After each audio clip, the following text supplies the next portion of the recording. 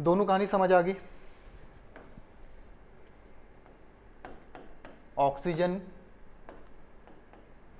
MO MO2, CO neutral, SiO हमें नहीं पता, SN PB, दो के दो एम्फोटेरिक। ठीक है, एक बात। दूसरी बात, मैं किसके साथ कर रहा था? हेलोजन के साथ। हेलोजन, हेलोजन क्या बना रहे हैं? MX2 and MX4। Most of the halides क्या होते हैं इसके बेटा? कोवेलेंट, एक्सेप्ट SN F4 और PB F4। ठीक है, इनको छोड़ के, क्योंकि ये दोनों क्या है बेटा? आयनिक है।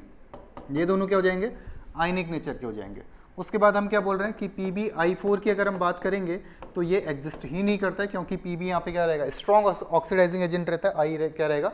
Reducing agent. तो ये एग्जिस्ट यहाँ पे करने ही वाला नहीं है, PbI4 एग्जिस्ट नहीं करेगा। ठीक है, ये बात समझ आती है तुम्हें? ठीक है, ये हमने लिखा हुआ है।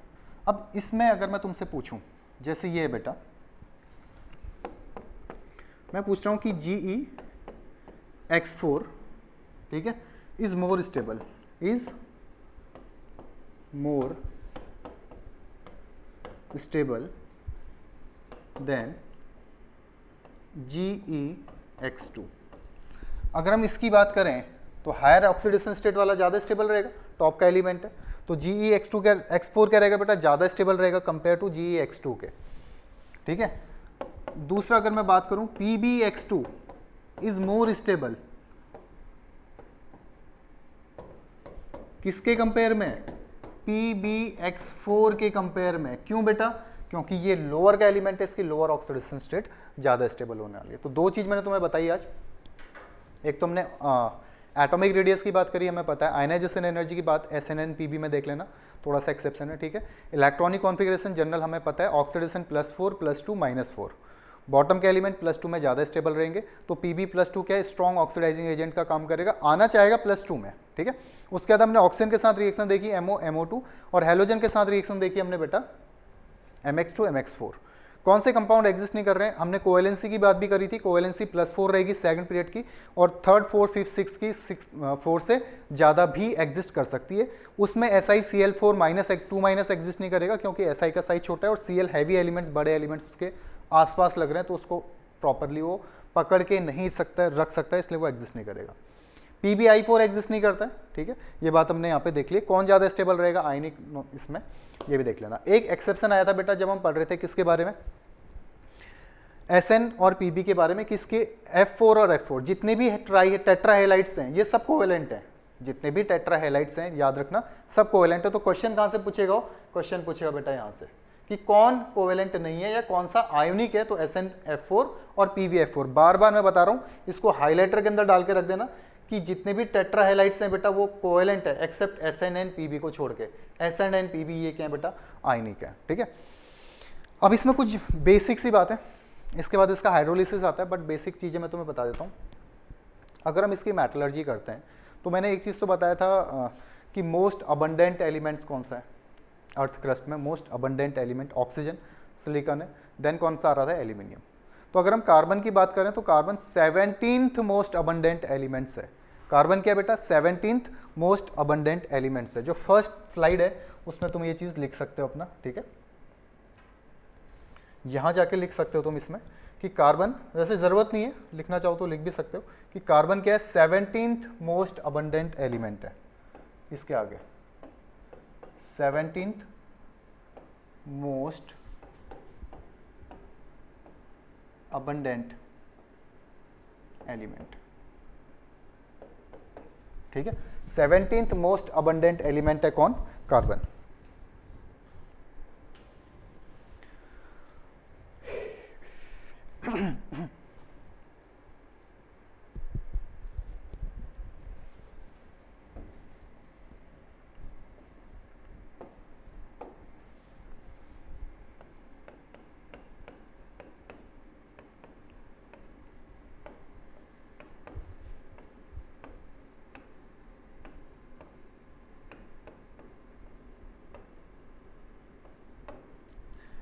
ठीक है, C12 में एग्जिस्ट करता है, C13 में एग्जिस्ट करता है, ठीक है, ये इसके एलोट्रॉप्स हैं, आइसोटोप्स हैं इसके, C12 C13 यहाँ पे स्टेबल रहता है बेटा, C12 और C13 में, ठीक है।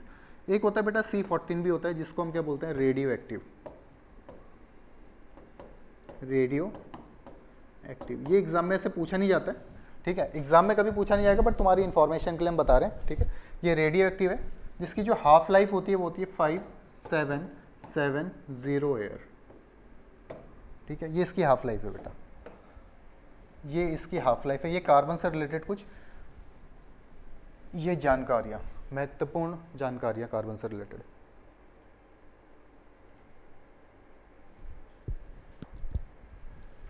ठीक है, most 17th abundant element C12 C13 stable है, C14 रेडियो एक्टिव रहता है, 5770 ईयर इसकी हाफ लाइफ है, ठीक है। सिलिकॉन की बात करेंगे तो सिलिकॉन तुम्हें पता है सिलिका में एग्जिस्ट करता है, ठीक है, सिलिका और सिलिकेट्स में एग्जिस्ट करता है, सिलिका और सिलिकेट्स में एग्जिस्ट करता है, सीमेंट बनाने में काम आता है SiO2 का, ठीक है। सिरेमिक पॉट्स जो होते हैं, जो सजावट में काम हो रहे हैं, जिसमें प्लांट्स लगा रहे हो तुम, उसमें यूज़ होता है, ठीक है। तो ये कुछ काम है तुम्हारे। सिलिकॉन्स और जर्मेनियम इसके सेमीकंडक्टर्स में भी होता है, फिजिक्स के अंदर तुमने पढ़ा होगा, सेमीकंडक्टर्स बनाने में यूज़ हो रहा है। तो ये पूरी कहानी है बेटा इसकी। नेक्स्ट क्लास में हम पढ़ेंगे हाइड्रोलिसिस ऑफ हैलाइड्स, कि हैलाइट्स का अगर हम हाइड्रोलिसिस करवाएंगे तो कैसे करेंगे। तो जाते आते तुम्हें एक चीज़ बताता हूँ कि CCl4 का जो हम पढ़ रहे थे अभी, कि लास्ट टाइम हम क्या पढ़ रहे हैं, हैलाइट्स को छोड़ रखा, हैलाइट पे लाके छोड़ रखा तुम्हें मैंने, ठीक है, ये है हैलाइट्स, ठीक है, हैलाइट्स पे लाके छोड़ रखा है कि अगर हम हैलाइट्स की बात करेंगे तो ये बन रहे हैं हैलाइट्स, ठीक है। इसमें जो CCl4 है बेटा उसका हाइड्रोलिसिस पॉसिबल नहीं है। इसका रीज़न तुम देख के लाना कि CCl4 का हाइड्रोलिसिस पॉसिबल नहीं है। पीछे के नोट्स अगर पलट के देखोगे तो SiCl4 का हाइड्रोलिसिस तुम अपने आप कर लोगे। वैसे जाते आते एक चीज़ बता देता हूँ, देखो SiCl4, ठीक है, कितने रिप्लेसिंग ग्रुप हैं, Cl कितने यहाँ पे, 4 Cl है, किसके साथ रिएक्ट कराना है तुमने, वाटर के साथ कराना है। तो अब इतनी बात तुम्हें समझ आ गई कि 4 Cl अगर रिप्लेस होंगे तो क्या आके ऐड होंगे, 4 OH आके ऐड होंगे। तो ये हो गया इसका हाइड्रोलिसिस, SiOH4, सिलिसिक एसिड इसको बोलते हैं, ठीक है। CCl4 का हाइड्रोलिसिस नहीं होगा, ये तुमने होमवर्क में मुझे बताना है कि CCl4 हाइड्रोलिसिस में पार्टिसिपेट क्यों नहीं करेगा। चलो बाय बेटा।